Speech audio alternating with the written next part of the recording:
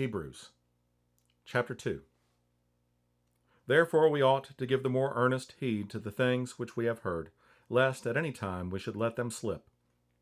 For if the word spoken by angels was steadfast, and every transgression and disobedience received a just recompense of reward, how shall we escape, if we neglect so great salvation, which at the first began to be spoken by the Lord, and was confirmed unto us by them that heard him?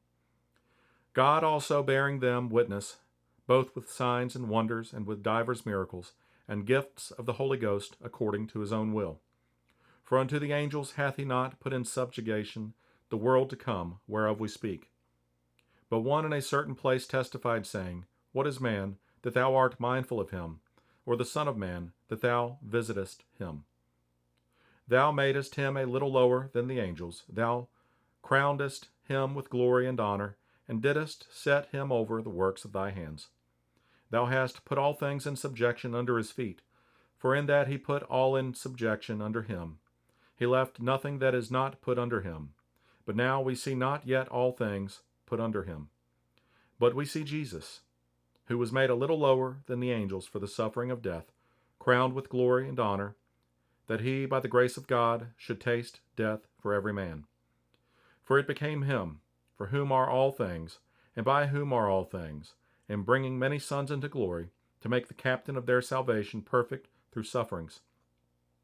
For both he that sanctifieth and they who are sanctified are all of one, for which cause he is not ashamed to call them brethren, saying, I will declare thy name unto my brethren.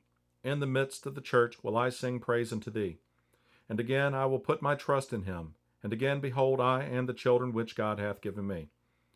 For as much then as the children are partakers of flesh and blood, he also himself likewise took part of the same, that through death he might destroy him that had the power of death, that is, the devil, and deliver them who through fear of death were all their lifetime subject to bondage.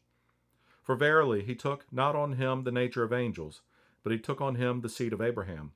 Wherefore in all things it behooved him to be made like unto his brethren, that he might be a merciful and faithful high priest in things pertaining to God, to make reconciliation for the sins of the people.